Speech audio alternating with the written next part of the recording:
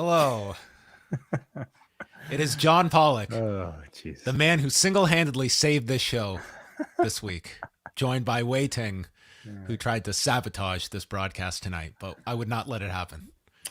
Well, you know, John, how many minutes were we into that show? 3-4 minutes? I would say a good 4. Some of the best banter we've ever had, gone. It will never be heard from again. Hey, we've only been doing this for 5 years. You know, you can't blame me for forgetting to hit the go live button once in a while. Okay. But thankfully you caught it before we got into really any heavy lifting, I will say. Did you do any heavy lifting today with snow? Did you shovel? I certainly did. Yeah. No, it feels like it was just fall and then winter just overnight. I'm trying to replicate what we just talked about, and it's always awkward. So yeah, it's really snowy outside. Way are we live? Silence. This time we are, yes. Yes, we got a lot of snow today in Toronto. It was we got snow on Tuesday, but it was not terrible. It wasn't like crazy snow. Today it was like crazy snow in the morning. I had to go out at like 7:30 in the morning to shovel and clear off our car. It's like, oh my god. Terrible. The joys of being from Canada. Why do you live here? Not as bad as other places in Canada. We don't have it so. In Winnipeg, it's just. I mean, it's like minus 15 year round there. I know I'm generalizing, and that's not true as I react to my mentions tomorrow. But it's pretty cold in Winnipeg. I think it only seems maybe bad for us because of the interruption in our routine. You know, I don't know necessarily to make time to shovel my driveway or to, give myself an extra 5 minutes to just get the snow off of my car. Whereas like people who might experience this sort of or constant weather year round, one particular climate year round, I mean, you're kind of, already used to it. It's the having to get used to it every single season that, probably makes us complain about it so much. Well, it's here. Winter has arrived. We tonight will be going through Dynamite, the go home edition, heading into Full Gear, which is going to be a very big weekend. You have plans this weekend, Wai? I think I do. Yes, I think I'll be out of town actually. Yes. Hopefully the snowstorm that's going to hit Buffalo will. Hopefully we will avoid that. Buffalo's pretty far. Yeah, I think Newark and New York. We're good. I think we'll be okay. But yes, coming up this weekend, it is Full Gear on Saturday night. But the main event this weekend is the Post Wrestling 5-year anniversary show. This coming Saturday, doors open at 12:30, and then Braden and Davey will be taken to the stage at 1 o'clock for a huge game. This is going to be one of their biggest and best ever. So you will not want to miss this. Not just a big game, I think a big announcement. What? Have they bought a wrestling company? Have they signed somebody? Huh? Oh, okay. I mean, we'll find out. Okay. They're going to be making a big announcement. Big announcement. Live in the house is the only way you're going to hear about this. Yes. They won't even tell us what it is. I know it, but oh, you know it. Okay. Have they embargoed you? I'm out of the loop. I might have an idea, but I don't know.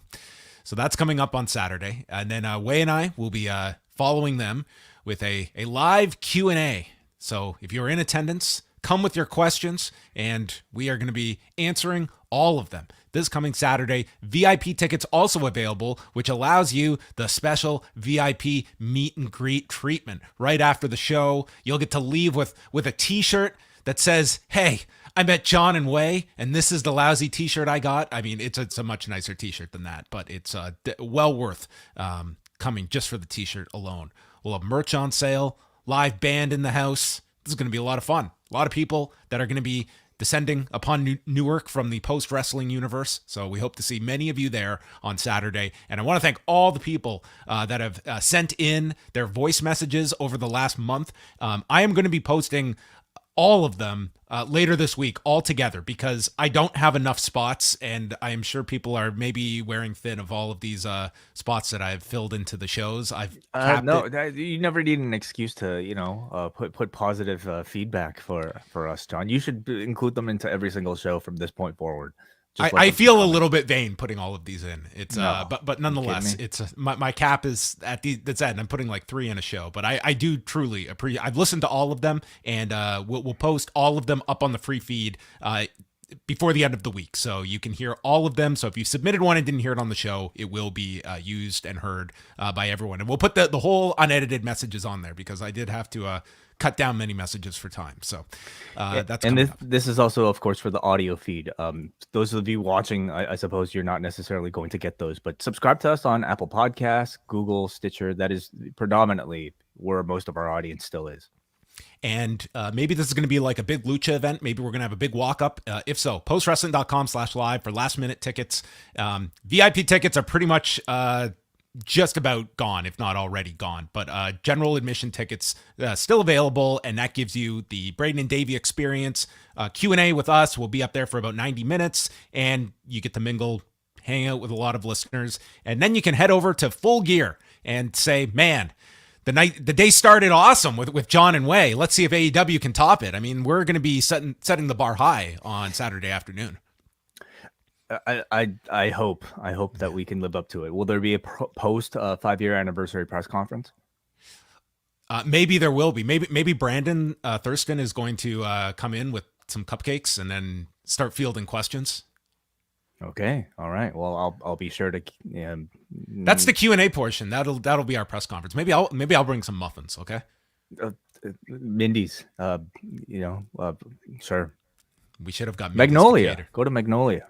Okay.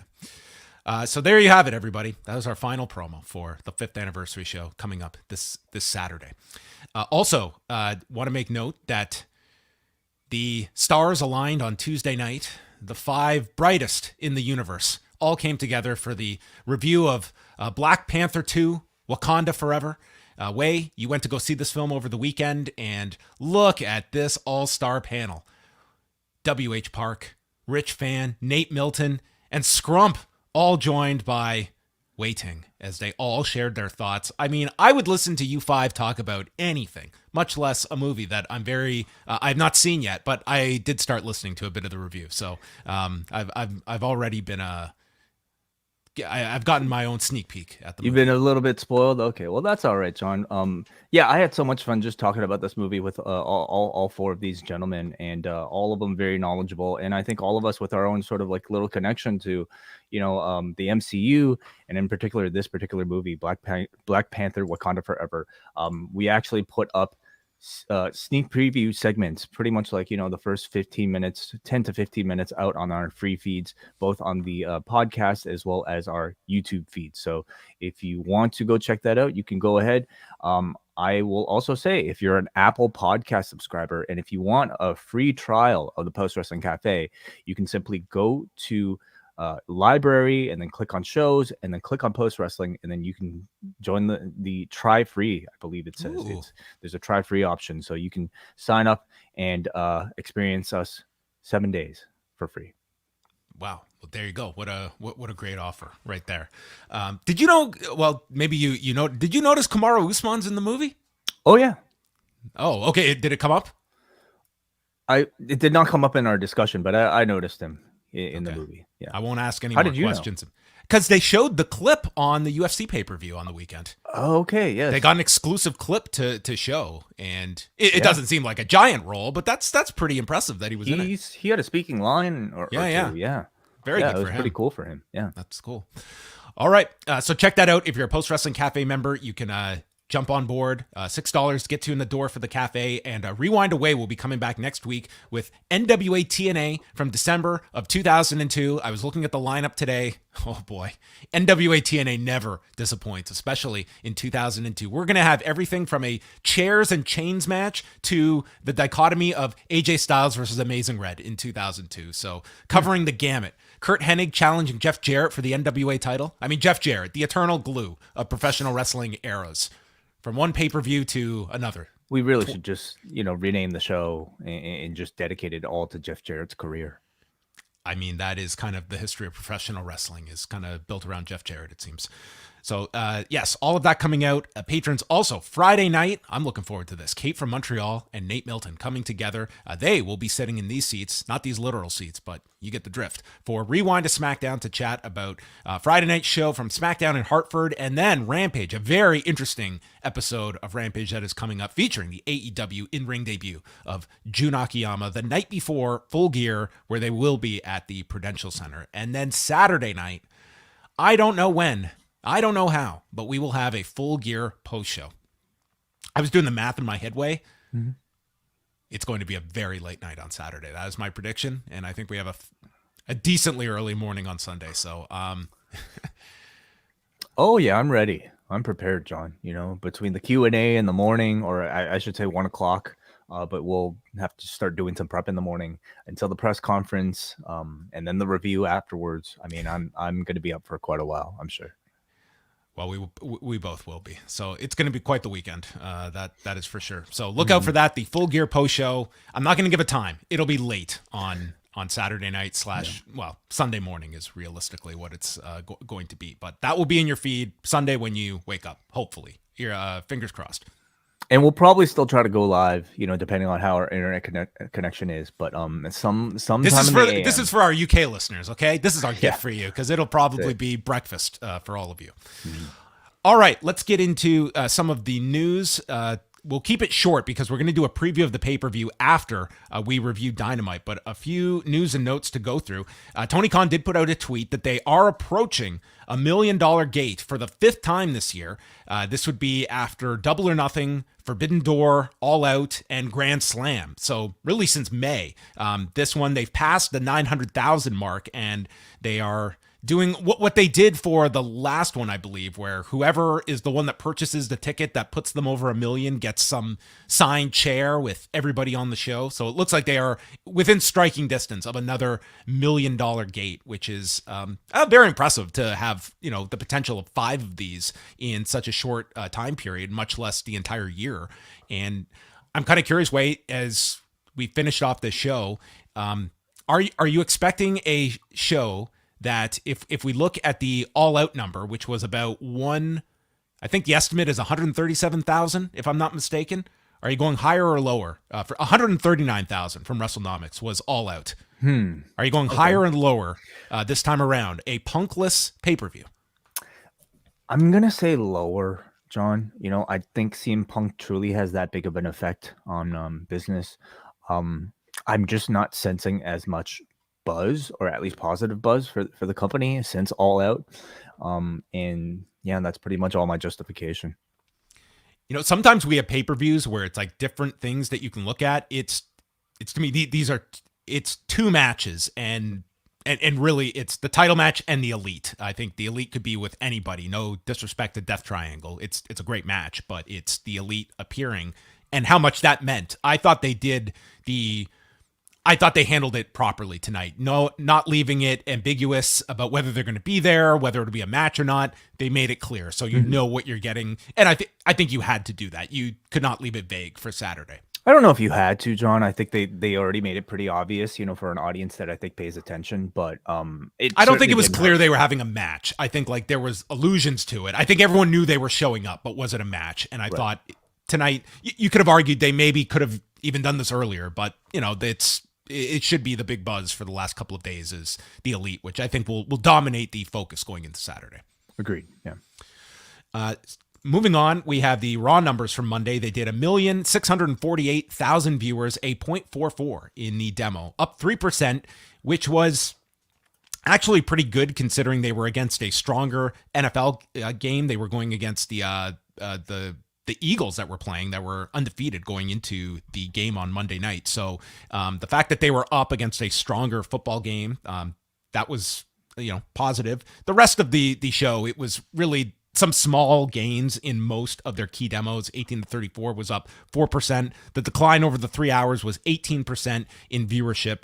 And really it was just the usual 3rd hour drop, very consistent through hours 1 and 2. And then you had the, you know, the big drop in hour 3, which is just the detail that we talk about every single Monday. So this to me was a very regular number. I don't have a whole lot to take from it. It was slightly up last week and had more competition. So I think you take that during football season of, a good number for Raw. Cool. NXT was a more interesting number.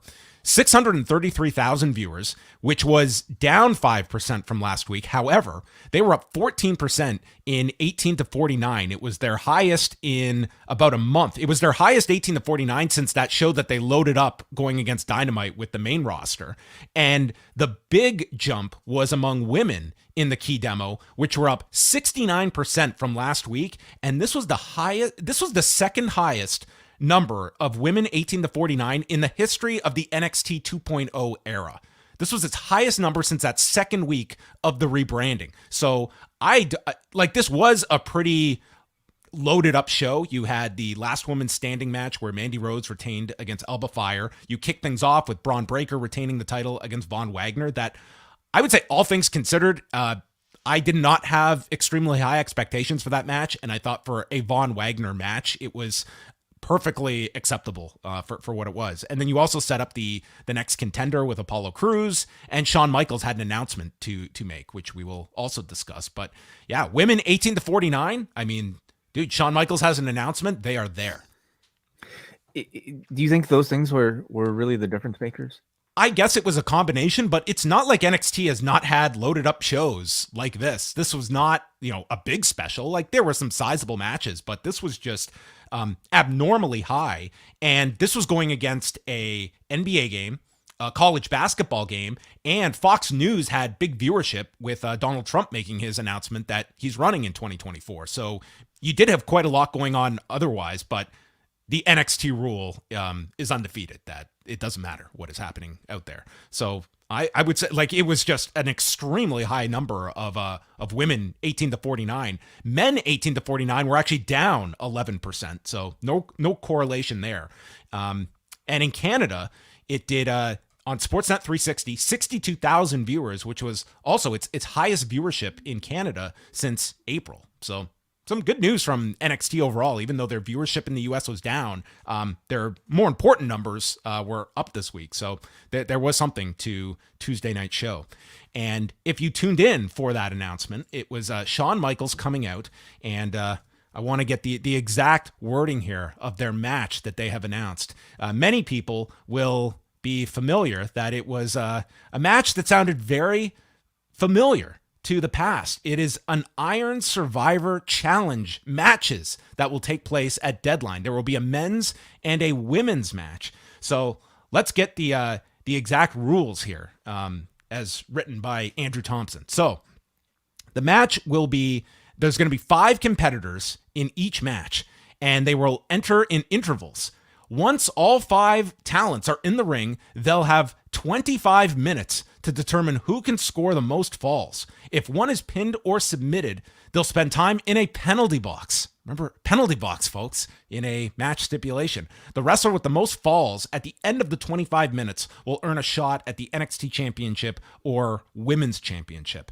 The way I read it was that it would be, the 25 minutes doesn't start when all 5 are in. I think that time begins. The match length is 25 minutes, I think. So it's actually more advantageous to be there early because you can then score falls. But you're also more tired by the end. You could also be,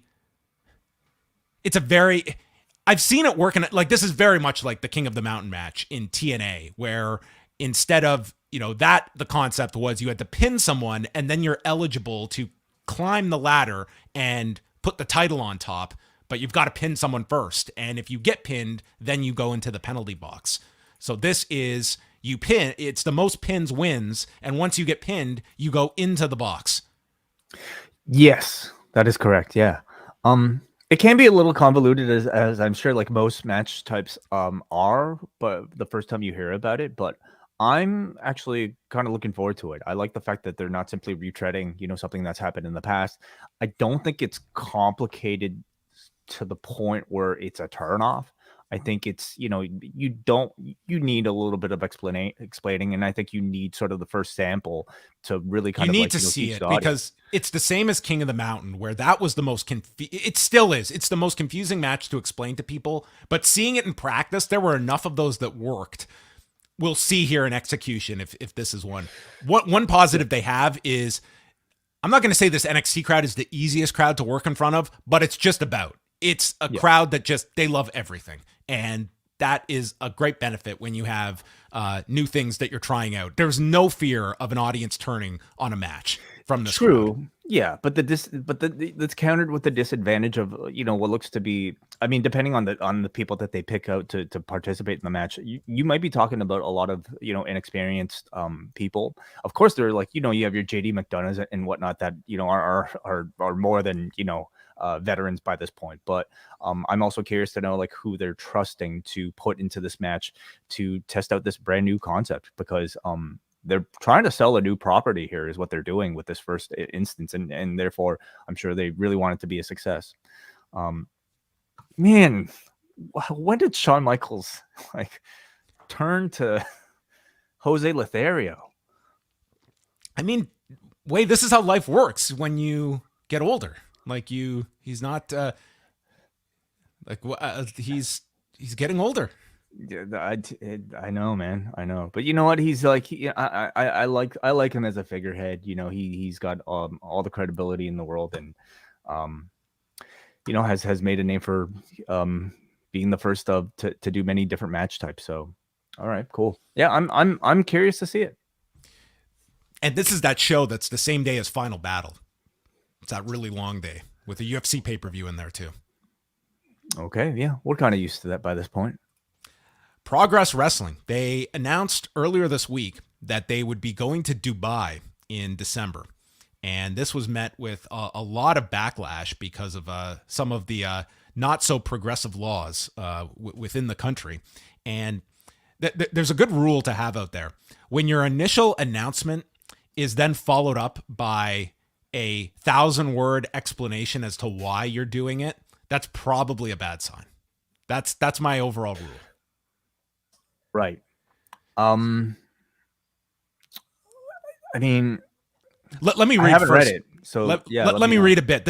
I'm not reading the entire response that Progress put out, but this is like the key portions of it. Progress Wrestling has always prided itself on being slightly edgy, unconventional, and seen as a promotion that does not shirk any challenges. We want Progress to be not only the best professional wrestling promotion it can be, but also a platform that can support and empower positive change. Our first show in Dubai, Sons and Daughters in the Desert in December, sums up this challenge and the delicate approach we need to take for a very sensitive issue. The opportunity to host an event in Dubai was taken with much consideration and planning, and with the intention to provide our fans both in the UK and across the world with the chance to watch our brand. We acknowledge this may not be an obvious place to host a Progress Wrestling show, but then again, we pride ourselves on not being an obvious promotion, and we are always looking at new and exciting opportunities to continue to grow alongside keeping true to our roots and values. In the past 12 months, Progress has seen the new management team of Martin Best and Lee McAteer take over the company, and with the help and support from many behind the scenes and thousands of loyal fans and talented wrestlers, together we have helped restore the promotion after a very tough period for Progress with the combined impact of the pandemic and the background of speaking out.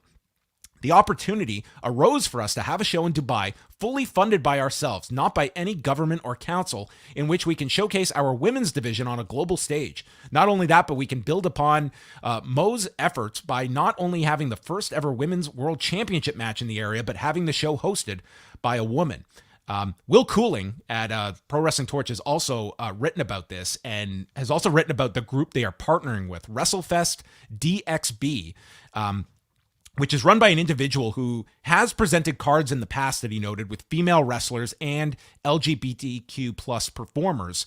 And it's unknown kind of what the relationship is between WrestleFest, but there's also like an involvement with the government-run Dubai Sports Council. And from Will Cooling's article, he kind of writes about this as well. Like, what are the expectations of this Dubai Sports Council kind of being involved and, potentially helping this show as well. It's a story that, listen, I don't look at like Progress as, being under the microscope anywhere close to a WWE, nor do I expect them to be making we don't even know what they are getting from this. This is more so the story is more so just that there has been a lot of negativity in response to this from the fan base as well, enough that they felt the need to address it in this extremely lengthy statement. But there's obviously their business reasons for doing this, and just what kind of response there will be to a show like this. And,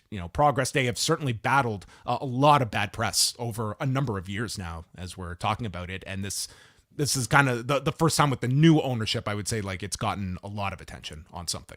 Mm-hmm. Yeah, it's I'm sure a difficult situation for a company like theirs to be in. I mean, the name alone is Progress, and I think therefore it's probably an audience and a fan base that holds them to a different standard than most sports entities or entertainment entities, I suppose. I won't really say much more. I haven't read the explanation yet, so we'll leave it at that. And the final note that we have here is I believe that's everything. We have Israel Adesanya. Israel Adesanya. Yeah. So this story had just come out this afternoon. So this was Israel Adesanya was on his way back to New Zealand, and this is right from TMZ. So Israel Adesanya was arrested Wednesday afternoon for criminal possession of a weapon at JFK Airport in New York City, TMZ Sports has learned, after the UFC superstar was allegedly busted while going through security with metal knuckles.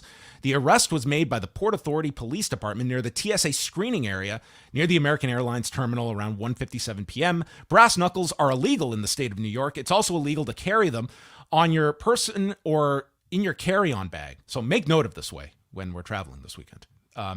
It's unclear where the alleged brass knuckles were stored, and it's unclear if cops will issue Adesanya a desk appearance ticket or if he'll remain in custody. And then there was an update later in the day from his manager, Tim Simpson, who gave a statement to TMZ. Israel was handed a gift by a fan, which he put in his luggage. When flagged at the airport, Israel quickly disposed of the item and cooperated with authorities. He has complied accordingly with that. The matter was dismissed, and he is on his way home. So it looks like there's no outstanding issue coming from this. So another rule, along with the length of a response to your initial statement, do not just blindly take gifts from fans and put them into your baggage as you are about to get on a plane. What fan just gives a concealed weapon to a fighter? Sorry, what was the weapon? Brass knuckles. Oh, okay, brass knuckles. Like that's an odd gift to give someone, isn't it? Is they're about to travel back home overseas? Well, we don't know the reason. I mean, I don't know, maybe it's for a prop from a movie that he really loves. I don't think it's that unusual for a UFC fighter to receive a gift like that, but probably a bad idea right before you're getting on a plane. Okay, it's a hell of a prank to pull on somebody. It would be, yeah. If I suppose if they didn't realize it. I mean, how many brass knuckles do you think William Regal gets? From fans. How does he travel? Yeah, maybe this can be worked into some kind of future angle with Regal, and like he plants something on like MJF or something at the airport. Well, I mean, he MJF's weapon of choice is a ring. They're not checking him for that. Well, it looks like this all ended fine for Israel Adesanya, who he ended up doing like the media rounds on Monday after his title loss. I listened to most of it. It was very interesting to hear him, like very level-headed about the loss on Saturday. Not it was just interesting to hear, because sometimes, like, we've seen fighters that it's just, it's a devastating life event for them when, you suffer such a significant loss. And he kind of just hit the ground running on Monday in New York and did a bunch of interviews, like lengthy sit downs, and hasn't watched the fight back yet. But I am sure it seems very much they are leaning towards the rematch with Alex Pereira, which will be a pretty big rematch to do, as Adesanya, this is going to be the opponent I think most are going to link him with. It's like it become his big career rival now that he has 3 losses between his kickboxing and now MMA loss to him. All right, that is all of the news. You can find it all at postwrestling.com. And now we move on to Dynamite from Bridgeport, Connecticut at the Total Mortgage Arena, the TMA. Okay. Tonight, as of Monday, WrestleTix had noted about 3,000 tickets out for the show. So this was almost half of what they drew at their last Dynamite here back in February. So this was you're pretty much cutting it in half. They did about 6,000 the last time they were here. And that's, that is 9 months apart in between shows here in Bridgeport. Granted, there are, surrounding areas, but attendance down here in Bridgeport for the go home show.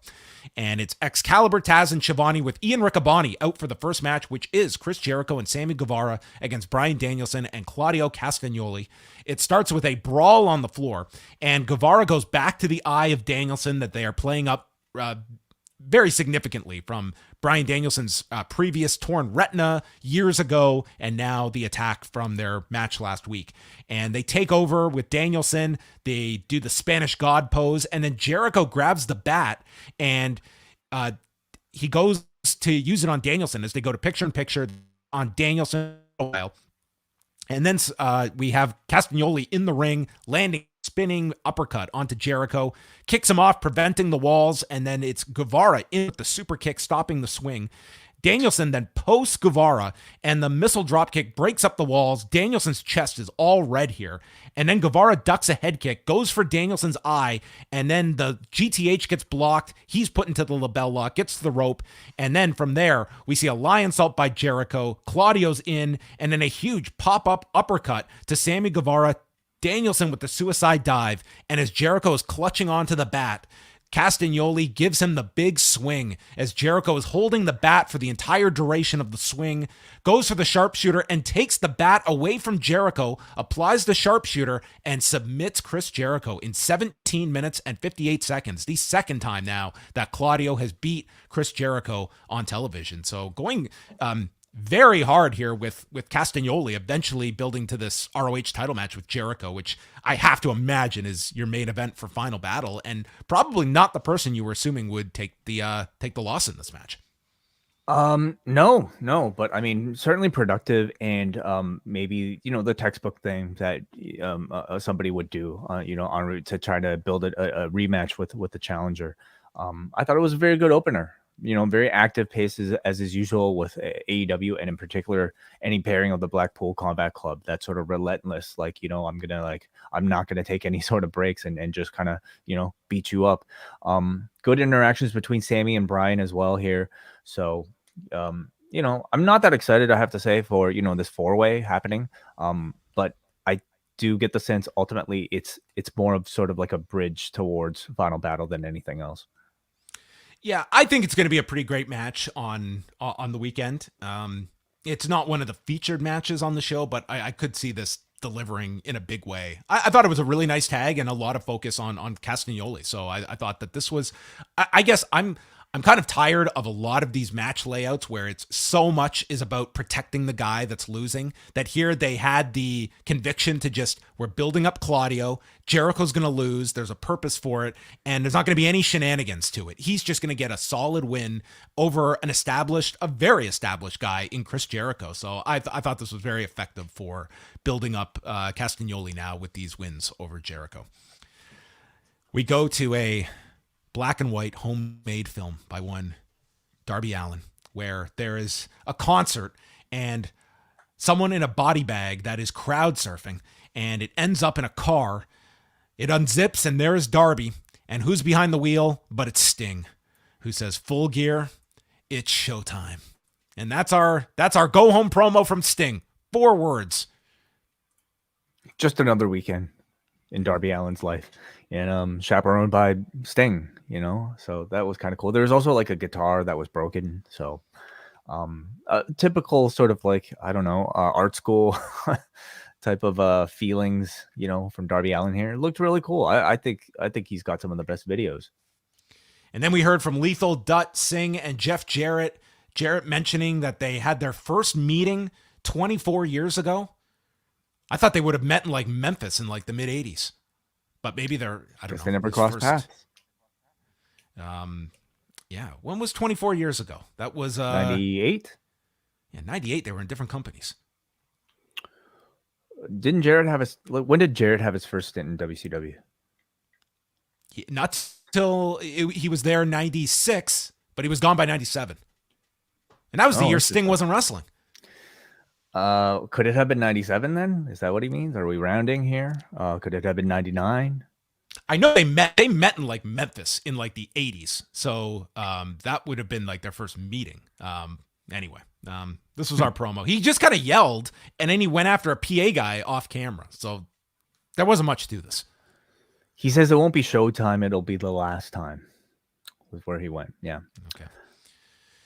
The Acclaimed came out and Max Caster rapped about they're going to get burned like Jay Leno, which I thought was like a kind of lame line to use like immediately after this guy has like suffered like a horrific injury. I'm not even aware what happened. He was working under his car and it lit on. There was a gasoline fire and it burnt his face. And he's got like he's hospitalized with like 3rd-degree burns. This only happened like 2 days ago. I just thought it was like a tasteless line to use. And I just thought it was like lame to like you had Shivani like interject during the match to actually wish Jay Leno well, that he's doing okay and everything. And you know, he was a great guy when I worked with him in 98. I just thought it was like a really off-putting line when the guy is like literally in a hospital right now recovering from a like what could have been a fatal injury. I'm not gonna argue against that. It's Max Caster, though. You know, he's sort of made a name for like really kind of towing the line on that sort of thing. And sometimes he goes too far. Then they introduced the music video, which was highlighted by Paul White returning as Captain Insano, and they recreated the scene from The Waterboy, which was the prelude to the music video, A Hand for a Hand. What did you think of the music video? I like the song. I liked some of the lines in the song. You know, he kind of went after Swerve. You know, they did more than 2 years in your whole career. Talked about how Swerve had family in the dirt sheets. I think it was meant to be a reference to Will Washington. Mm-hmm. And yeah, I thought it was an entertaining little, video segment from these two. What did you think? It was fine. Like it seemed like a lot of people were very like excited about the Captain Insano thing, which I would imagine this is probably a target audience that would that kind of reference from. Now that was 24 years ago in 1998, so maybe maybe Sting and Jarrett went to go see Waterboy. Yeah, I would say like it's a pretty yeah, it's Captain Insano. I don't know. I don't know what to say. It was like, okay, cool. It was fine. Swerve and Our Glory are out, and Billy Gunn, he's out for blood with Swerve. He goes after him, and this leads to him and Max Caster being ejected. And that takes us to our match with Anthony Bowens and Swerve Strickland. And Bowens bent over the guardrail. They go through the break. Bowens' mouth is busted open. And then Swerve at one point has an armbar, is doing push-ups off of Bowens' body, delivers a brainbuster, the Swerve kick, and then snaps the arm with his foot, hits the Swerve stomp, Bowens kicks out, and then continues to attack the arm before finishing him with the JML driver in 9:35. So the idea here is that Bowens will be going into this match injured with a bad right shoulder, which the template for that first match was, him overcoming a knee injury. So I think they're just going to change up the body part, and that formula worked wonders in that first match, which obviously they are out to recreate on Saturday. Especially when you're talking about this version of Swerve Strickland, in the time over the past several, months that these two teams have been feuding, I feel like Swerve has just really, really created that much more of this sort of devious, methodical professional wrestling heel. And I thought that was perfectly exemplified in this particular match, where his offense is very technical, focusing on a body part, but he does it with this sort of like sadistic, a kidnapper energy that he had, in that backstage vignette, just carried into the rings here. So he continues to be the MVP of this entire program. And I'm quite excited to see what he has to offer tomorrow, or I should say Saturday. If you go to my news update today, I have the odds for Saturday's pay-per-view.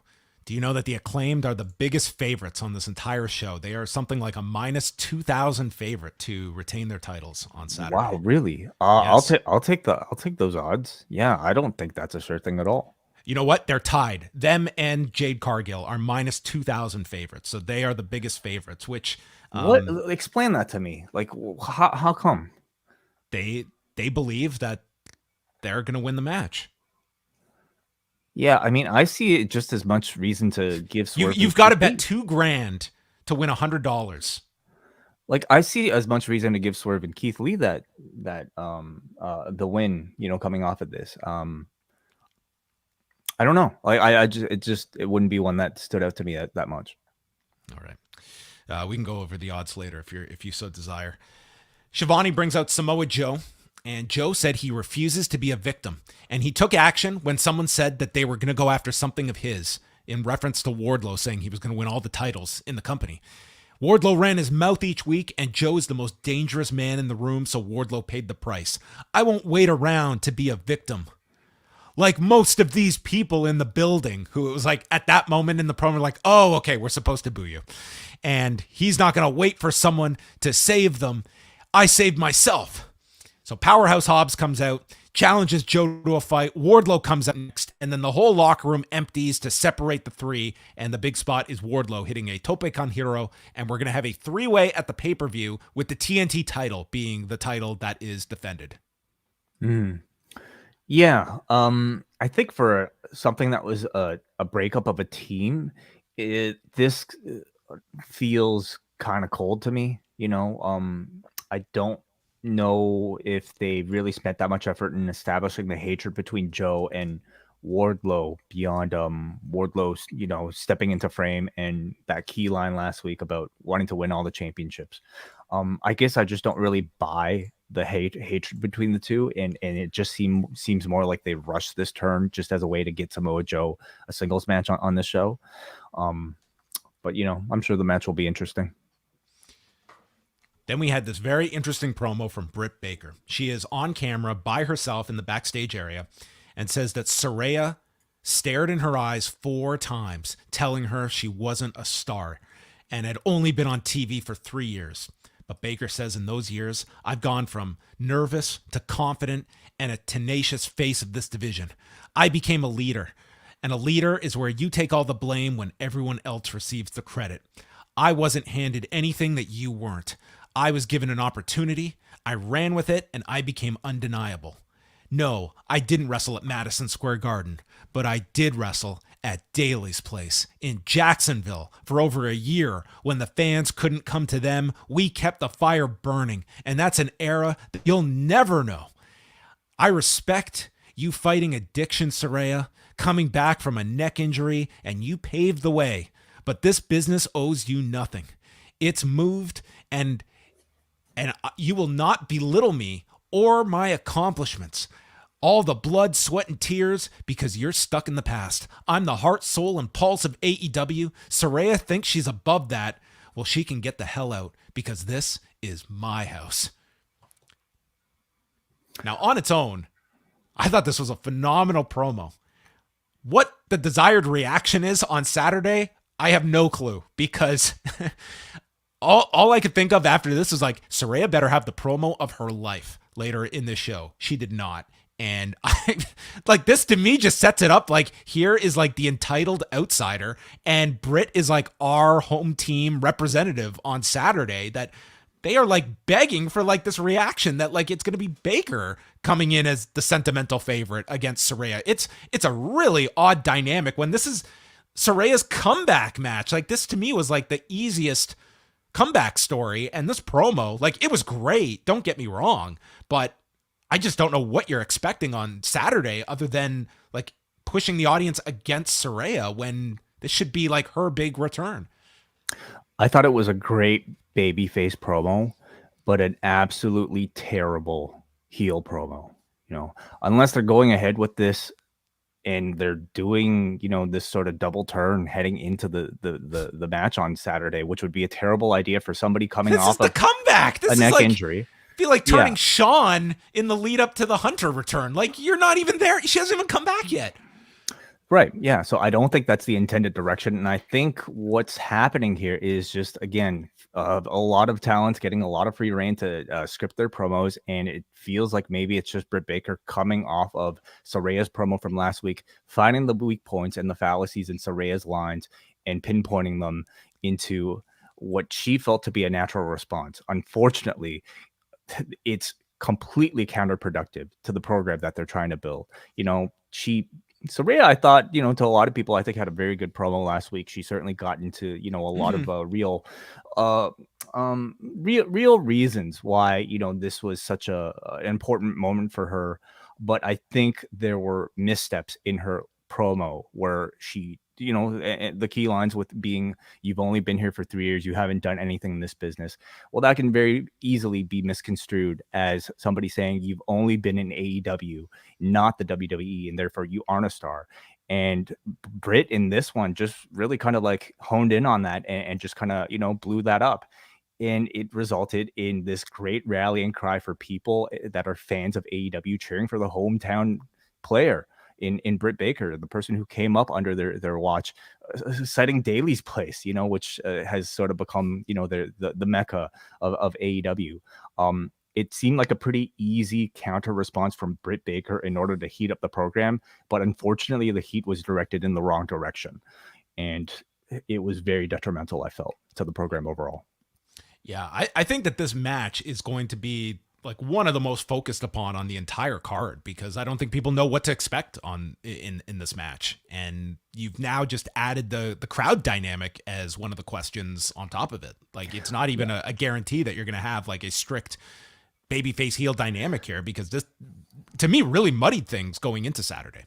Yeah, I get the sense that like the real life story of Saraya is going to be, strong enough that despite what they saw on TV, they will still treat Saraya like this is her, big triumphant comeback moment. And they should, there are real life circumstances involved here that I don't think creative as maybe unsatisfying, and let's be honest, for me, bad as it was leading up to this match, will, change.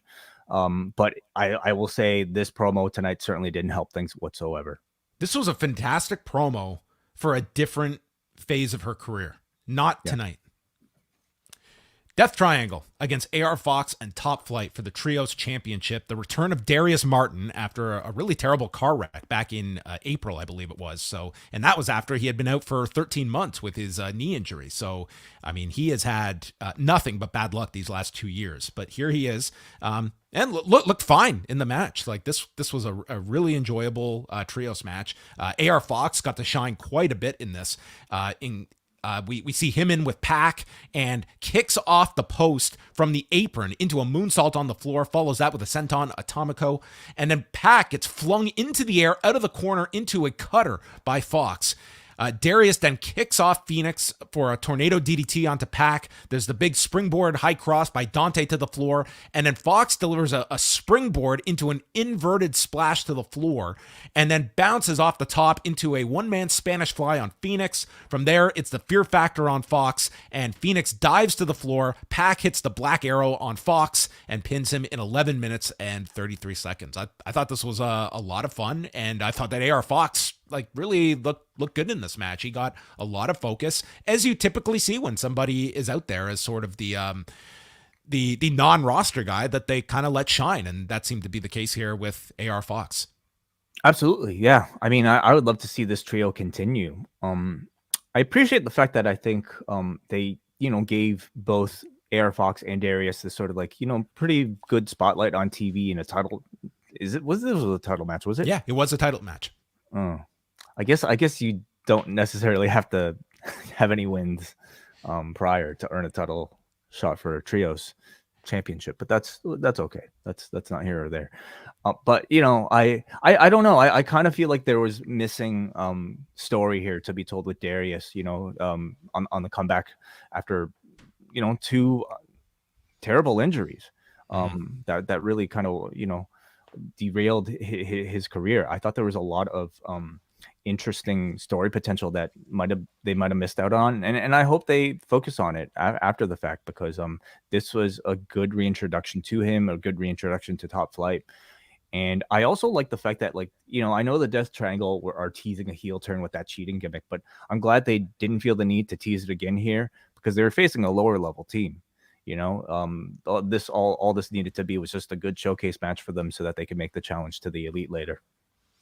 Yeah, I think AR Fox, he's a great talent. I would love to see him get picked up by somewhere. I don't know if like AEW would be that automatic fit, just because like would he, like this is just a roster that's so deep that, I mean, would this guy be someone that just would get lost? Yeah, I don't necessarily expect him to get a great role. I mean, did the Trustbusters need another body? Like, then maybe he'd be a great fit. But at this point, I even Bandido, dude, like what they made a big deal out of his signing online, but on TV, he's just another guy. Do you realize it was 4 weeks ago that the Kingdom debuted? Yeah. I mean, I can understand that they might be saving them for Ring of Honor. Yeah, I don't know, dude. There are a lot of people, yes. Pac gets onto the microphone and asks, "Do you think the Death Triangle are stupid? We know what's going on. We've seen the videos, so they can see them, but the commentators have not been able to see them at all. They've never referenced them on TV. They've never reacted to them." So Pac has the special powers that all of us viewers possess. And he's heard the rumors. What rumors? And if there are certain individuals who think they can make their return this Saturday and best them, well, that's ridiculous. And the fans start chanting Elite. And if you want some this Saturday, then please bring the heat, because Death Triangle runs from nobody. And with that, another Elite video starts to air, and we get a full gear graphic with Death Triangle and then a blank side of the screen, and then the images of Kenny Omega and the Young Bucks appear, and Pac says, "Great, we've been waiting for them," and there they are. They are back. Never an explanation of where they've been all this time, why they were gone, but they are back. They are back, way from mysterious circumstances. They disappeared into thin air, and now they have been, all their particles have been reattached, and they are back in human form. Yeah. No, I think, I mean, so much of what feels like our criticism about the company is that they're not making that much effort to cater to the fan that isn't online, that isn't following these stories. I think I probably just have to get used to the fact that, you know, this continues to be a product that is entirely for people that listen to this podcast, people that are on the internet, people that are on Twitter, people that are, you know, on message boards and follow every single story. Essentially, Tony Khan, you know, he's booking this type of product for himself. People who know who AR Fox is, or have at least heard of him. People who know that Eddie Kingston has always wanted a dream match against Jun Akiyama.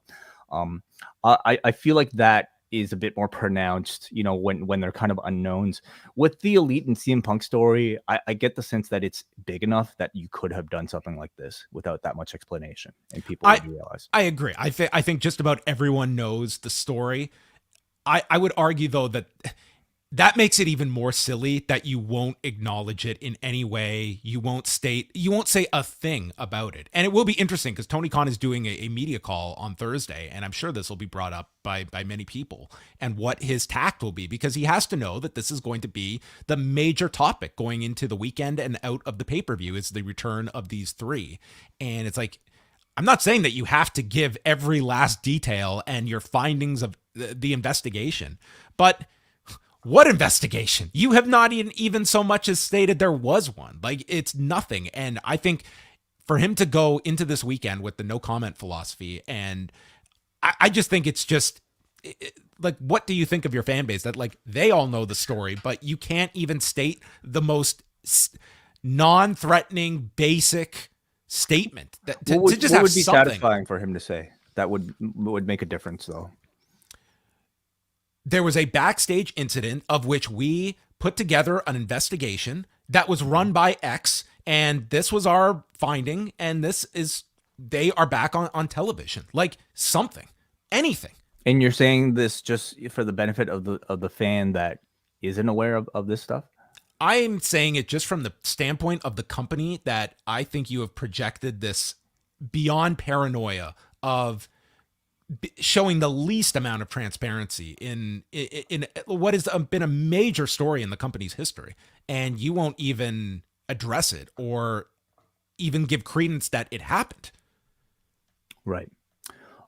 Yeah, I mean, him saying it to me, like him saying something like what you suggested or not. I feel there's will make a accountability difference. on the part of Tony Khan and the company. And I feel that by just not answering anything, I just think it's like at some point, like there is some responsibility, I feel, on the company's part to at least give. What's the accountability? Just like, but would mentioning it be accountability, or saying that you did an investigation is I think like, answering questions. I think that's part of it. I think you are inviting media, and I feel that is going to be a major topic. And I think there are answers that you can give that are at least acknowledging the elephant in the room, rather than like, there's no law that says they have to comment. They don't have to.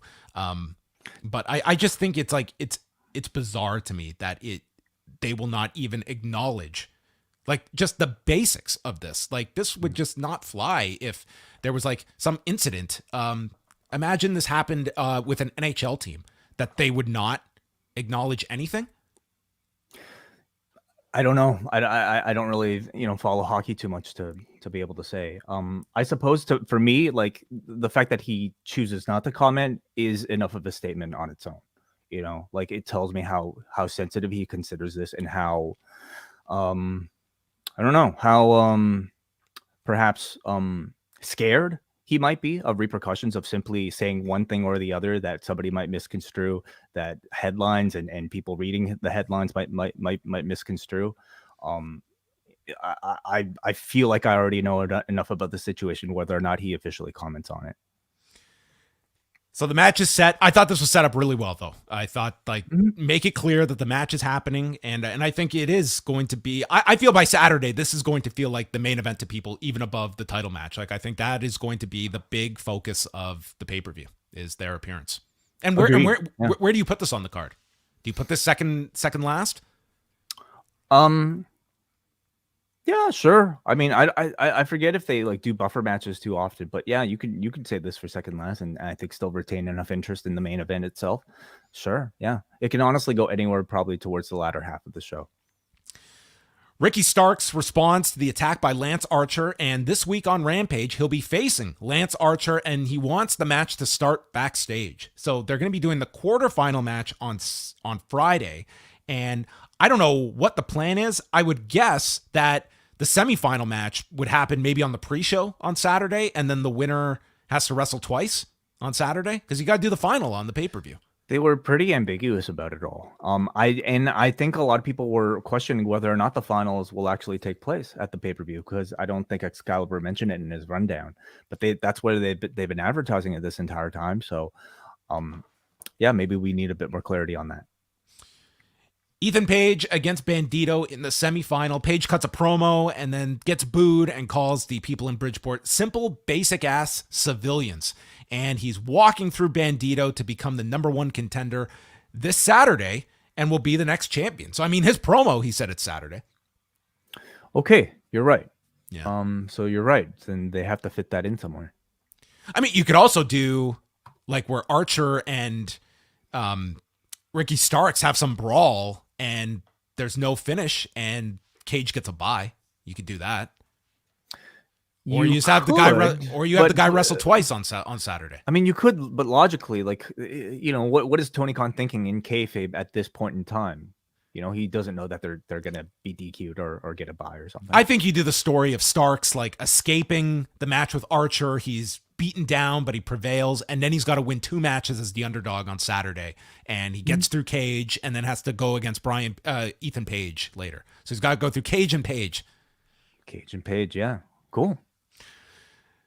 So their match here, big vertical suplex by Bandido. I thought Bandido looked great here. He did the moonsault off the ring post to the floor, hits a tornillo in the ring, and then goes for the 21 plex, but Page holds the rope, comes back with a cutter, and then tries the avalanche Ego's Edge, but it's countered with a super Rana that looked phenomenal. One-arm military press and frog splash by Bandido, and then he gets knocked off balance off the top, flying shoulder block by Page, and he hits a regular Ego's Edge for the win in 9 minutes, 8 seconds, so Ethan Page goes to the final. And yeah, I think this whole tournament has been built around Ethan Page, but I watched this and it was like, man, Bandido, I would love to see a Bandido singles match on Saturday's pay-per-view, but not the case.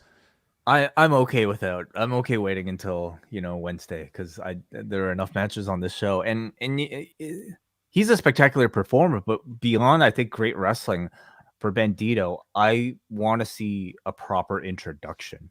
I want to know who this guy is. I want to know why he's called Bandido, or like just something about the man's history. Again, I know this is a promotion that like is catering to people who already know who Bandido is. It's catering to people who really just maybe care more about the in-ring than the actual personality stuff. I contend that I think you benefit everybody by at least giving us some sort of personality piece. And beyond that, I think this guy's in need of strong wins at this point. He's had 3 matches thus far in AEW. He has lost 2 of them. And one of them, the one he won last time, he needed interference to defeat Roosh. So on paper, the booking has been pretty awful, but nonetheless, he is the type of performer that you just give him airtime, you just give him ring time, and the man will get over. I just feel like they could do even more. When you have a guy with those gifts, you can turn him into a superstar if you give him the video packages, if you let him or teach him or get him to cut promos, if you give him a proper storyline, and if you give him prominent wins. So I hope they take advantage and he doesn't just get lost. I know you need star power in this tournament, but there were certainly people I think you could have put into this tournament and held off on Bandido till after Full Gear for that proper introduction. Like, that's how high I think of this guy, that I don't think he should have just been an also-ran in the tournament. Agreed. Renee is with Saraya, and Saraya says she feels fantastic. Never thought that this would happen, but she's sick of this back and forth with Britt. She chose to be here and beat the best, and the best is Britt Baker, and doesn't want to talk about it anymore. She's going to see her at Full Gear, and that was it. Yeah, you really said it earlier, John.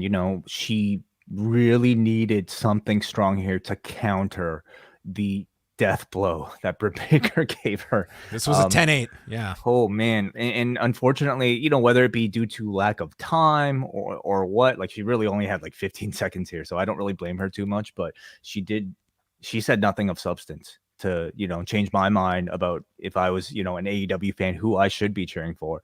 But it's, again, too bad because she's got such an easy story to tell. It's like, I've been away, I've clawed my way back, and you're not going to, ruin that for me. But again, I by the time the bell rings, I think reality will set in, and I think the audience will realize, okay, this is a really magical moment for this person who's really fought through so much to get back here.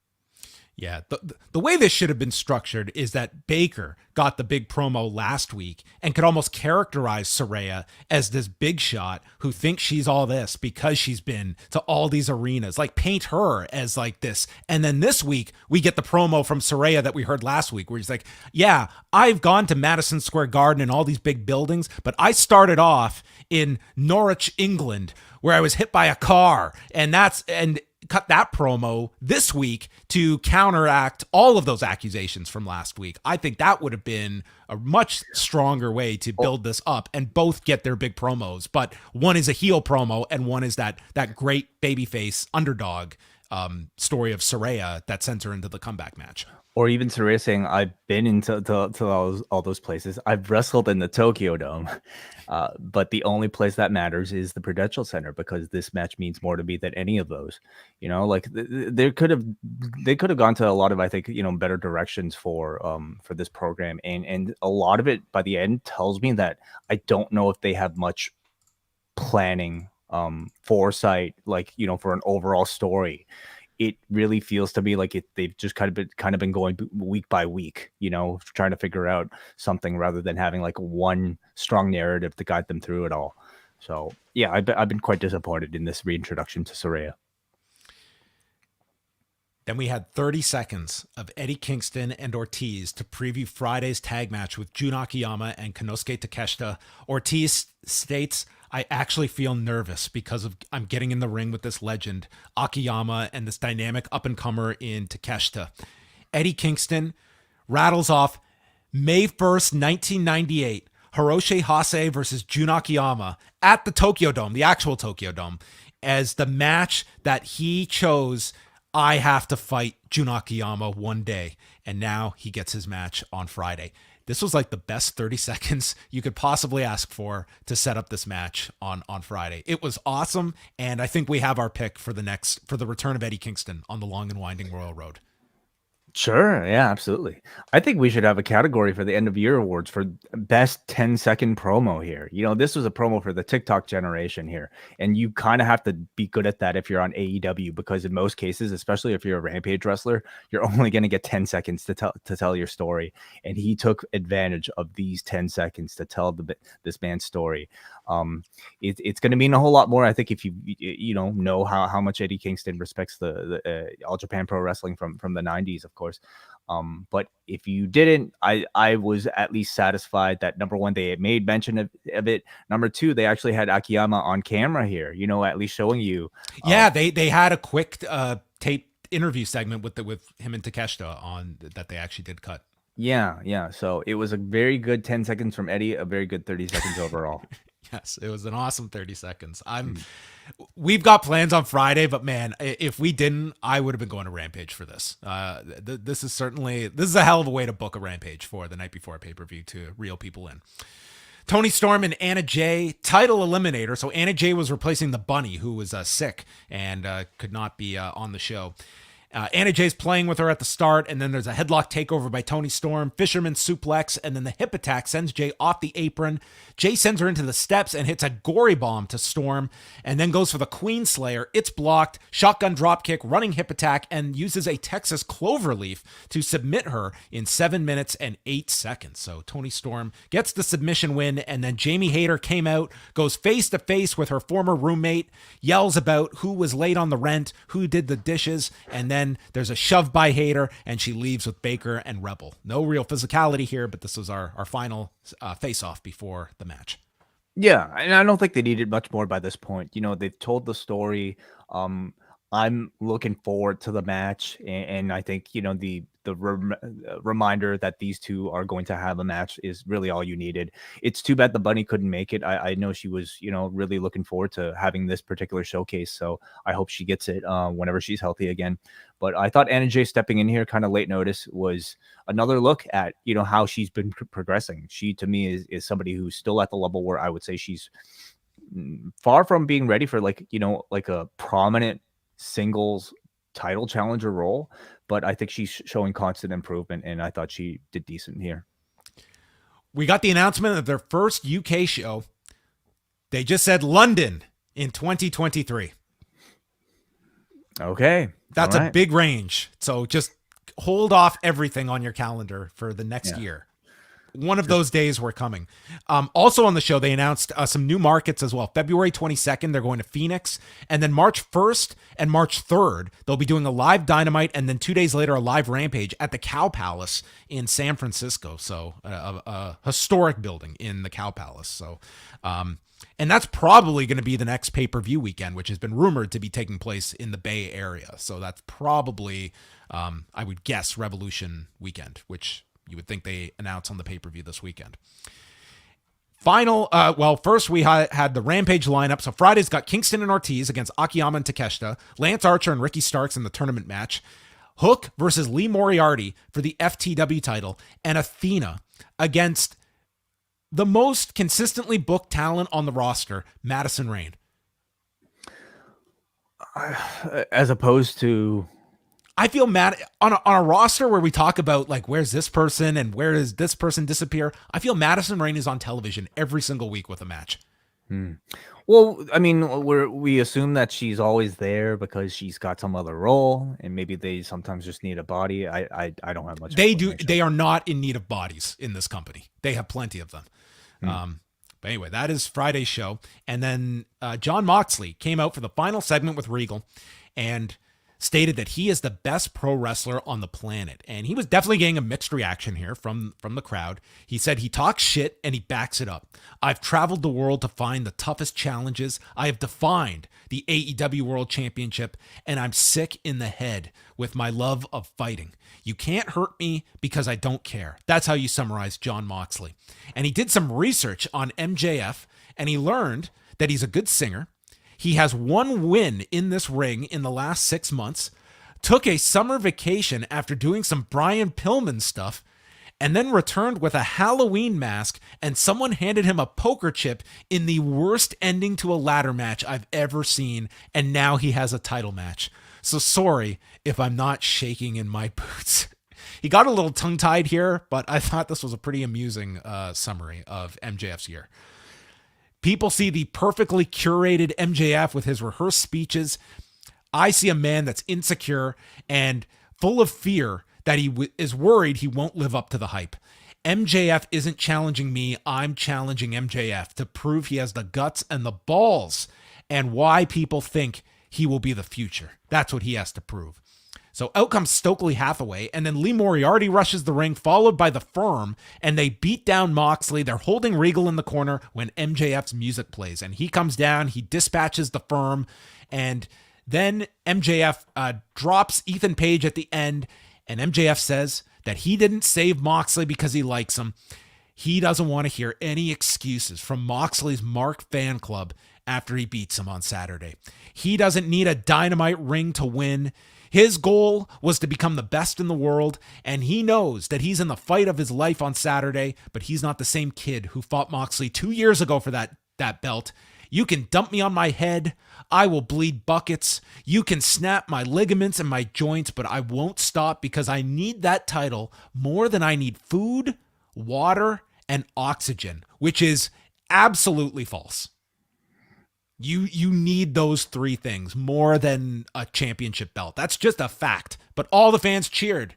Like, yeah, oxygen deprivation.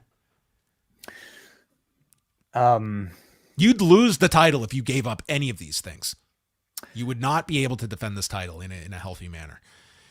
He heard Moxley say that he isn't the devil, and he says that the greatest trick the devil ever pulled was convincing you he didn't exist, and the devil will be there on Saturday, which maybe will be a line we come back to. And Moxley cuts him off as he's doing his catchphrase and tells him, I never saw the big deal about you. And we'll find out this weekend if you can reach down, because if you can't, I'll rip it out of you. And then he forgets what night the pay-per-view's on. Is it Sunday? Is it Saturday? What the hell's going on? Well, this Saturday, the training wheels are coming off. And then he bumps into his shoulder as he leaves the ring. And that is how the show concluded going into, well, we got Rampage Friday and then the pay-per-view. Mm-hmm. A really strong closing segment. I like it whenever they have just two guys speaking, heading into a pay-per-view. They could have had these two wrestle, but I feel like the grandeur of the match itself it feels more significant. Just hearing these two great promos get into the ring to cut some very good promos. Most interesting, of course, is MJF and sort of his status as pseudo babyface right now.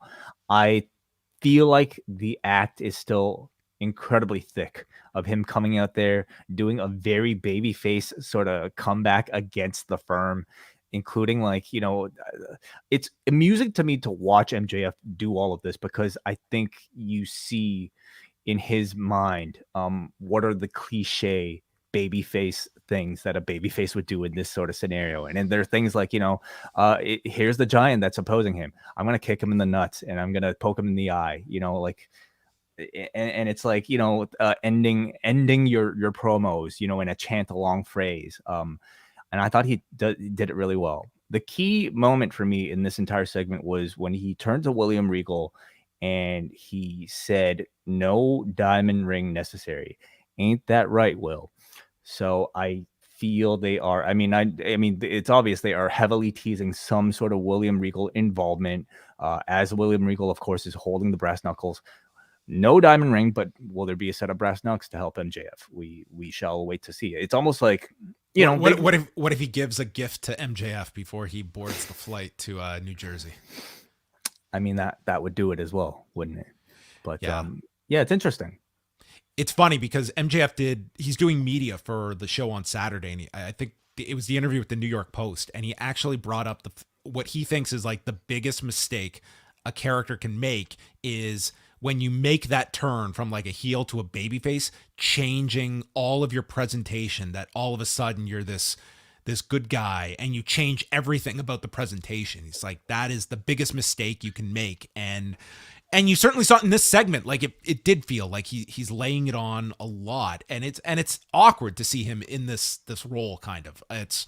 it does feel like they are very much telegraphing this, but you're still unsure going into Saturday, which is a fine dynamic to have. But it's kind of interesting that this match, and I would say Saraya and Baker, you have two matches that it's like the audience, like you've really kind of just throwing these characters out, and it's like, you figure it out. Yeah, big difference in my opinion though between those. I'm not saying they're the same in terms of effectiveness, but I do think like the crowd, like they're going into this, and it's like, I don't know how the crowd will necessarily react. Well, there's an X factor to both of them about whether or not how the crowd will react. But I feel like in the case of Mox versus MJF, it's been very deliberate and very controlled. Whatever reaction that I think they're trying to get, I feel like they're doing a very effective job of it. And it's going to be a monster pop for him winning the title. And I think that's going to sway, like the audience, I feel they've swayed it. Like you want to see history go down on Saturday, the way they've set this up. Like this is this historical match that will mean a lot in the years to come. And I think this audience is going to want to see like, what's the more significant outcome, Moxley retaining in his latest defense or MJF's first championship win. And I think they've guided this audience that it's going to be a very pro MJF crowd, which you certainly run the risk of if it's this incredible reaction, especially for the title win, and then you do a turn at the end, which could sour people at the end as well. I'm giving them a bit more credit, to perhaps like, even outsmart certainly us and maybe other people that probably assume that they know how it's all going to end. It could end up in a straight up like babyface win. He could turn, earlier in the match. We don't really know. And he could not win. He could leave the event without winning the championships. That's always possible as well. But I'm on for the ride, and I have full confidence in these two to be able to tell a story that I think will surprise and will be very satisfying by the end. I think it's going to be a great match, and I think more importantly, I think like you're right, like the difference of this and like the environment's going to be awesome. Like I feel like the atmosphere is going to be like one of those big Cena matches where it was a really compelling story and the crowd is just lit for the whole match. Like I think it's going to be a really hot match. And I don't think you're guaranteed an anti-Mox crowd at all. Like, I think Mox is so beloved, No, anywhere, you're right. Yeah. That it could be a lot more 50-50. It could even be anti-MJF, but that might be even a bit tougher. I think they go with MJF in this match. I think you put the title on him. That's my prediction as well. Yeah. Let's look at some of the other matches. The Acclaimed and Swerve in Our Glory. So they had the phenomenal match at All Out, so match at Grand Slam. So this is their third stab at it, and I think this should be pretty strong, to be quite honest. I've really enjoyed Swerve in more of this defined heel role at this point, and I think that. I'm kind of interested in how late they put this on in the show, or early for that matter. But I see the Acclaimed retaining. Yeah, I'm not so certain. Like I know a lot of people are expecting Swerve and Keith Lee to break up soon after this. I contend that there's a lot more life in sort of that team before you go on to do the breakup. And I also feel like as champions, they're a lot more capable of having really, like hot matches than as great as I love the Acclaimed. I don't really trust the division with them as much. Plus, you're talking about FTR who are waiting. Obviously, you could do a double babyface FTR versus Acclaimed match. They've kind of teased FTR against both of the teams, but I personally feel like another. They've already done that match, haven't they? Swerve and Lee versus FTR. Yes. Right. I mean, I could see a rematch, but yeah, sure. That was the number one contenders match to set this up. Yeah, I agree on that side of things. Like really the Acclaimed, like it was the chase that was the enjoyable part. Like once they got the belts, like you're right, it's like they really don't need them long term. Like they are an act that I think is so ingrained in the show that with or without the belts, they're not going to suffer any kind of loss in popularity. So yeah, certainly if you're looking at FTR, the more attractive match is Lee and Swerve. Mm-hmm. So what's your pick? I'll stay with the Acclaimed. That was my pick. I think ultimately I'm going to stay with the Acclaimed as well, but I certainly don't think it's a minus 2,000 favorite type. Put some money down then, Way. Well, that would go against my integrity as a professional here. Okay, well, this line's a lot closer. Toni Storm minus 140 against Jamie Hayter plus 100. I think this match is going to be very good. That's interesting too. Yeah. Who do you go with? I think they leave it with Toni Storm, and I feel that there's. I'll say Storm. I think they have more to do with her at this point. Although, yeah, I don't think you put it on Hayter at this juncture. I think Toni Storm as well. For one, I feel like she's a much stronger promo than what we've got to hear out of Jamie Hayter thus far. I think Hayter's story with Britt Baker doesn't need a championship to be told. I also think Tony Khan really likes having Toni Storm, be a weekly sort of a showcase wrestler on Dynamite. She's been very consistently featured on the show, and I think he's probably going to want to keep that up. You of course have Thunder Rosa waiting for that match as well to reclaim, to do the champion versus champion type of thing. So I think Storm keeps it. But yeah, do we get the Britt Baker Hayter breakup definitively at the end of this? That would seem like a lot to have Baker involved in this show, doing like some kind of angle and the match. I'll say no. Yeah, you're right, because she's got the Saraya thing. Yeah. Okay. Yeah, they could probably draw that out. Maybe not tonight. Jericho, Danielson, Claudio, and Sammy Guevara for the ROH title. Jericho is a minus 240 favorite. Sammy Guevara is the biggest underdog, plus 1,000. So, okay. About this, maybe he's going to come out with boxing gloves on. Maybe he's going to wrestle in boxing gloves. Maybe, yeah, maybe he'll. Yeah, no, nothing to follow up there. Based on the setup of Guevara doing the right thing, I see Jericho somehow pinning Guevara without Guevara and kind of teasing some issue with those two coming out of this. And it's Guevara like, did he do that on purpose, or did Jericho take advantage of Guevara while he was injured or something like that to save the title? I think that would be. I think Jericho 100% has to retain here. You're picking Sammy pinning or no, Jericho pinning Sammy. Oh, okay. Yeah. I like that a lot, actually. Yeah. I'm gonna agree with you. Jade Cargill and Nyla Rose. This is the other minus 2,000 favorite in Jade Cargill. I have not hated this build up. I think it's been fine, to be quite honest.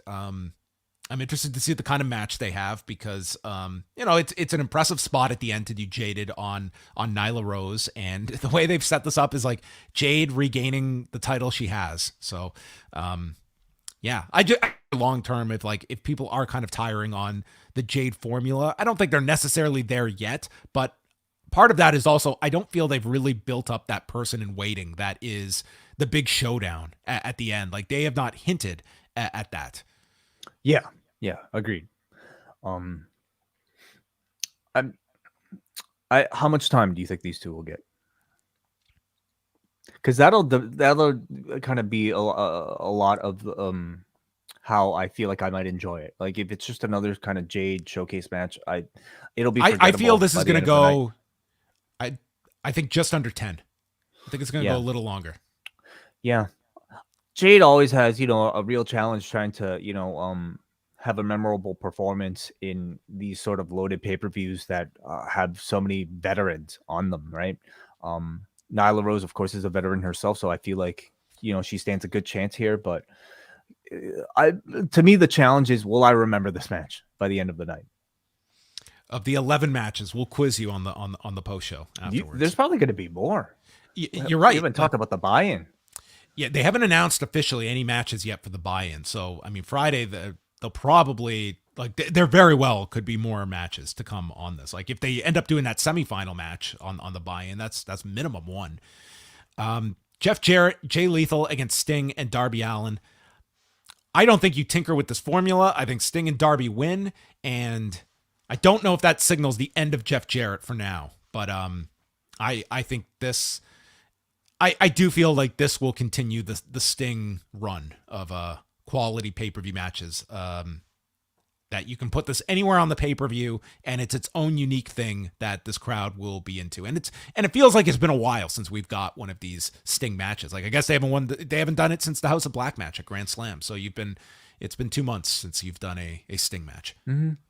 Yeah, no, it'll be fun. I mean, I tend to think they might actually be good buffer matches, between, a great semi-main and the main event.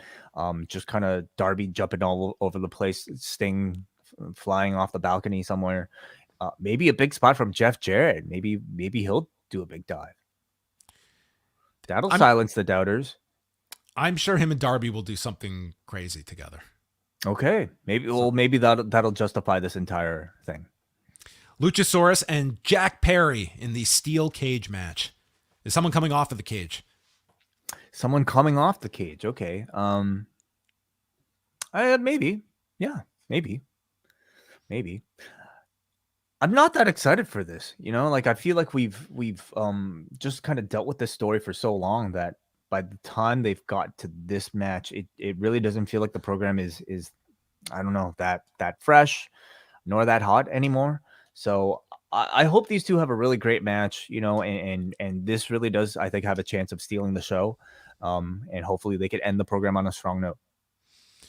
And then rounding things out, well, we got two more here. So Wardlow, Samoa Joe, Powerhouse Hobbs for the TNT title. Yeah. I mean, it's a big man slap and meat type of match. Who needs it? I mean, Wardlow's probably going to keep the championship. Right. You would think, although you do have a situation here where he could lose the title without being beat, which I don't think would be met with. I don't think that would be met positively. And who gets it though? I don't think Joe's going to take it. He's got the TV title. Hobbs. I don't necessarily know if like Hobbs is hot enough right now to get that championship. Not that you have to be. This could be the way there. Well, the question is, are they done with Wardlow as TNT champion, and where do you move him on to if not a TNT level? Well, I think you have to do something with Joe coming out of this. This feels like to do that whole breakup, and this is the payoff. I feel you have to extend this beyond this pay-per-view. So, right. Like a title change would not shock me. Wardlow does need something to like shake things up with him, but it is also, well, it's a match that I feel as much about Hobbs in this match, really kind of, because the issue is Wardlow and Joe and having Hobbs have something as well coming out of this. Yeah. I mean, the issue really is Wardlow and Hobbs and Joe recently. Well, not anymore. Joe just totally stole that thunder. Yeah, kind of. Because he's not a victim. No, there's very much a feeling of just like kind of cramming, people on the show, and maybe more so just with Samoa Joe, because I think Wardlow and Hobbs, is something that they have spent a lot of time building up. Joe certainly adds a lot more star power in it, though, so maybe that's the reason why he's there. And then Death Triangle against the Elite for the trios titles. Is there any conceivable argument about the Elite losing? Yeah, I think so. Again, I don't necessarily think the Elite need to win in order to be stars. They're already stars, arguably the biggest stars, on this card. So, would it be more beneficial to have Death Triangle squeak out a victory, maybe via Bellhammer, to solidify a heel turn for those three and also maintain their status in the division to build up to a rematch? I would say the only way you could get away with the Elite losing is you pretty much have a match of the year contender, and it just gets to such a level that the outcome is almost immaterial because they watch something phenomenal. And I mean, this could very well be one of the better matches of the year. It certainly has that potential. Yeah, I would not be beating these guys coming back. I think that this is going to be the most anticipated match of the night for many people. And yeah, I guess I only suggest no for the reasons I stated, but also you have to be careful to make the Death Triangle not look like placeholders while the Elite were away. People that were keeping the belt warm while the Elite were away, and by the time they're here, you just give the belts back to them because they've been doing great, and I think they probably want to maintain that level of importance in the audience's eyes. Or is this the breakup? Getting the Lucha Brothers to cheat, and whether or not they won't go with it. Could that be it? There's a few different ways that you can go. There's also probably the idea of maybe the Elite wanting to come back and lose coming back, like not wanting the big victory coming back, almost as like a sign to everybody. But I think just for what I think this company needs right now, I think like this was the initial direction of the trios division, and I think that this gets it back on track. And I've got to say, like on a show like this, I could very well see this being the clear-cut match of the night. See, that is what the company needed at a time when CM Punk was around. Without CM Punk around, is Kenny Omega that much more needed in the singles division, especially if you have a heel champion in MJF? I don't see an argument why he can't be involved in both at the same time. I think it depends where you're going after this pay-per-view. If you want to, like, what's the best role for these guys coming back? Is it the trios division? Is it going elsewhere? Like, I think you can get a lot of mileage out of them just really establishing these trios belts and like these are titles that you can headline shows when they're on these guys as well, and really get the division going, which I think it got off to a fine start, but I think that like this whole mess kind of stopped the momentum of the division, which had that incredible tournament, and then you had to strip the champions immediately. We also have to talk about the House of Black. You know, they've been teasing their return. Do we get that at Full Gear? Yeah, I guess that's possible. Maybe they come back for revenge on Sting and Darby, and Jeff Jarrett's part of the House of Black. Why not? His newest group. Yeah, if you're Bullet Club for life, you could probably be House of Black for life too. Yeah. All right. Well, that's the card, which as I go through it now, the pay-per-view starts at 8. What time is this pay-per-view going to end at, Way? Midnight or later? They do have a cutoff, don't they? Like there's a pay-per-view window. Is there not? 12? There is. I feel this one's going to go till about 12. I'm thinking we get a 4-hour show plus a buy-in. So like we're probably looking at 5 hours. I'm going to say about 11:45. You know, when does the press conference end? That's the better question. I don't. When does our post show end? That's what I want to know. Way. Probably 7 a.m. in the morning. We did not think about this too intently. I'm going to die on Sunday. That's what's going to happen. But there you have it. That's going to wrap things up. Thanks to everybody for joining us tonight. Again, we hope to see many of you this Saturday at QXT's Nightclub, 248 Mulberry Street in Newark, New Jersey. Tickets, once again, they can be purchased last minute, postwrestling.com/live or at the door on Saturday. Are you ready to go to some feedback, John? Oh, yeah, we've got that as well. Let's do feedback. We have quite a bit of it here, and we want to thank, of course, all of you guys joining us live, including somebody who's claiming to be the guy who played Keith Lee in the Acclaimed video. Okay, let's hear from him. Let's hear his argument, first of all. Okay, Malcolm here says, hey, everyone, I was the guy who impersonated Keith Lee in the Acclaimed music video. Hansi is saying, really, Malcolm, or are you sports entertaining right now? Malcolm says, nope, I'm 100% serious. I'm a professional wrestler from New Jersey who trained with the Acclaimed, and they asked me to be part of the music video. Okay, well, I take his word for it.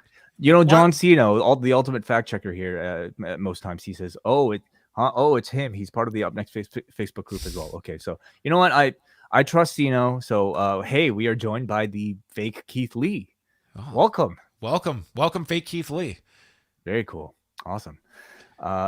Speaking of John Cena, he sends a $5 super chat to ask, is the post 5-year anniversary on Saturday or is it Sunday?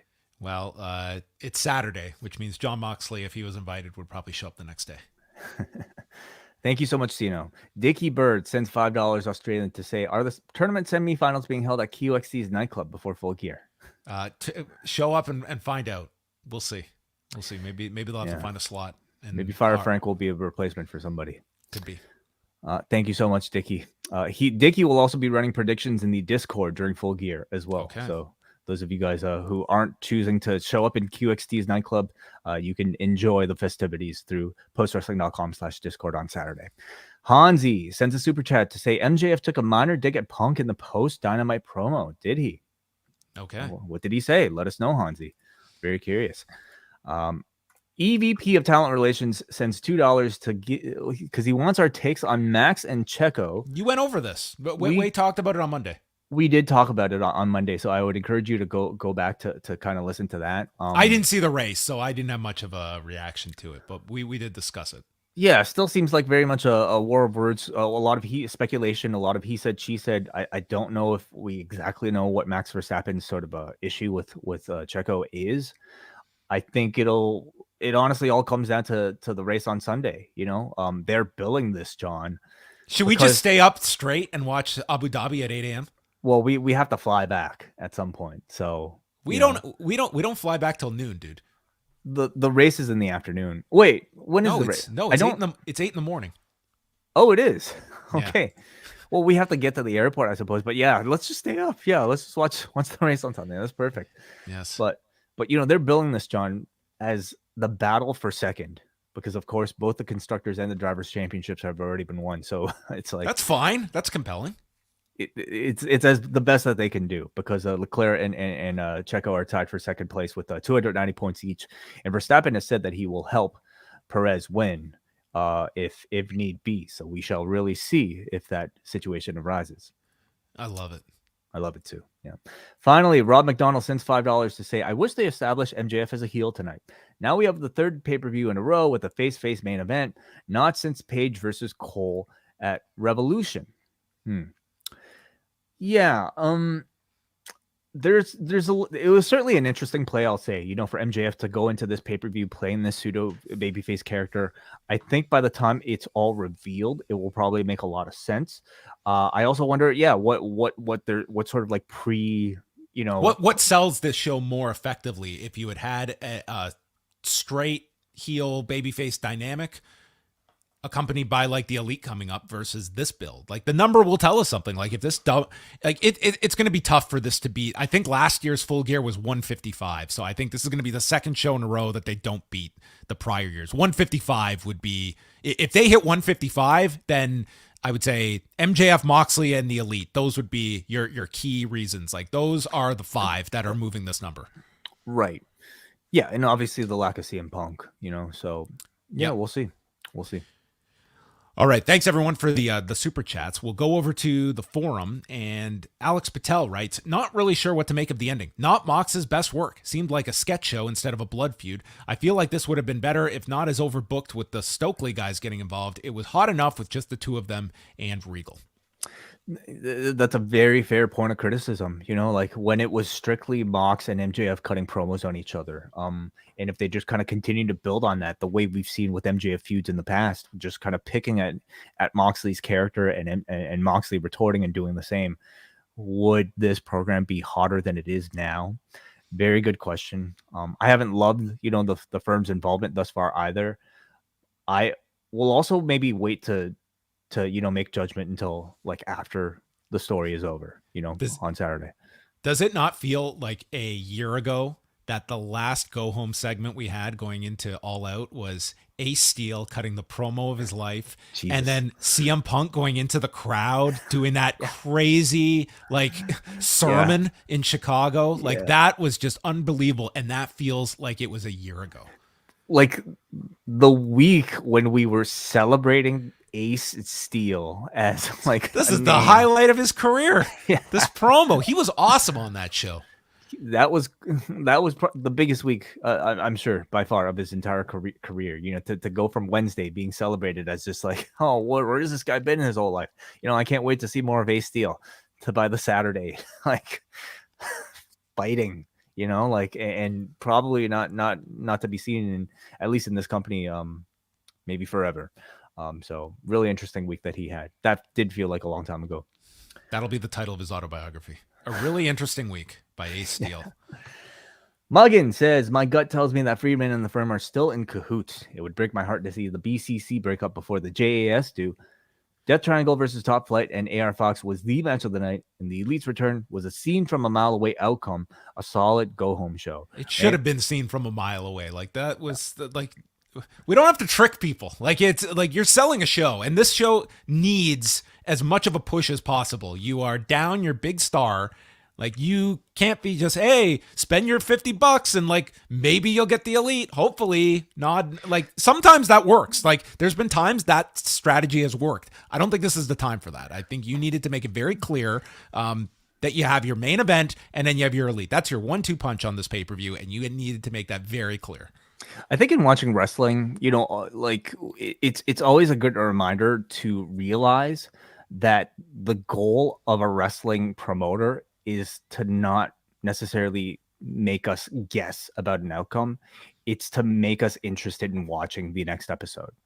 And that really comes before all else, that was the case with the White Rabbit stuff as well. You just you're not trying to necessarily surprise too many people. You're just trying to keep them interested enough to watch the next episode. And I think they especially needed to do that tonight, just, considering how important they are to this pay-per-view. Last word goes here to Michael Rivera. I thought it was an okay show overall. The Acclaimed had one awesome music video. The Samoa Joe promo was short and sweet, and Bandido had a good showing against Ethan Page. I can't wait to see Bandido and Claudio go at it down the line. The Mox MJF segment was mid. If I was being sold on that one segment alone, I would have skipped the pay-per-view. It does feel a bit paint by numbers, packing a hot opener, a taste of pre-match physicality, surprise opponents, stare-downs, long overdue video packages, and fiery promos for the last week. A culmination of big matches that should feel bigger, yet they're victim to an overstuffed show layout week after week. It's all good stuff, but just too hurried to be great. I definitely agree with the overstuffing of the show. Did it like they've always been overstuffed though, you know, and like previous AEW pay-per-views, I feel like, you know, I'd never sensed that sort of negativity. Like, was it overstuffed to the point that it was particularly detrimental to this particular build? I don't necessarily feel that way. Like, if anything, I think it's the whole Punk and Elite drama that's probably cast a, you know, pretty negative shadow that's overtaken a lot of the stories that they've been trying to build. Yeah, this is it's one of the more interesting pay-per-view numbers in some time, because it's going to answer several questions, like what the impact of Punk has on the show, what the effect of all the all-out stuff has on just the AEW consumer coming back. And, you know, some of like the build to this, like there was a lot of negativity towards Jeff Jarrett, and I wouldn't say in like the good kind of way. To me, it was more so just a sentiment against the company of just, it seemed like a pretty vocal side of people that did not want to see this direction, fair or not, of what Jeff Jarrett represents. And then you couple it, like this is, you know, I wouldn't say on paper this is like this as deep as some of the AEW shows, but I still feel like it should be a pretty good show overall. But it's really, to me, this show is being built off of, it's drawing off of two matches. And I think that's very clear. And the rest is, was it a mistake not to have Bryan Danielson in a more prominent match on the show? Yeah, possible. Or Chris Jericho, for that matter. You know, yeah, we know he's kind of an ROH guy right now. They're clearly kind of setting that up, you know, for him to have a prime role at Final Battle. But, you know, was this a more important show for him to have a big match on? Well, that's the balancing act, is that match with Claudio is probably carrying Final Battle. And is that more effective on a Final Battle that's going to come nowhere close to this show buy-wise, that Jericho and Claudio? Would it have boosted this show at all? Or is that viewer already buying full gear that you might as well save it for the secondary show? Yeah, I don't know if Claudio versus Jericho again would have made any sort of difference, like to Full Gear. Danielson and Jun Akiyama, what would that have added to this pay-per-view? Forget it. Yeah. No, Eddie Kingston not on the show either. Yeah, which, I mean, you know, it just seems like he, like, as we've said, there's going to be people in these pay-per-view cycles that are odd men out, and he's one of them. What if at the end of Rampage, they're like, tomorrow night, Eddie Kingston, Jun Akiyama? I know that there's people that expect that Jun Akiyama gets added to, like, the buy-in or something the next night. Like, he's going to be there. Like, that's, honestly, like, if you're catering to this particular audience, I think that's strong enough to be one of 14 matches on a pay-per-view, you know? I don't really care if it's on the paper or if it's on the show. I think that's a cool addition if they end up doing it the next night. Yeah, which they very well could, out of that tag match, and you do Kingston and Akiyama the next night. I mean, that's really setting the bar high for a buy-in potentially. All right, that is officially the end. Dude, were we recording? Shut the fuck up, man. The worst thing you could tell somebody who's just gone through that. All right, that is it. Postwrestling.com. Really, go check out MCU later, and we'll see you later in Newark. An asshole.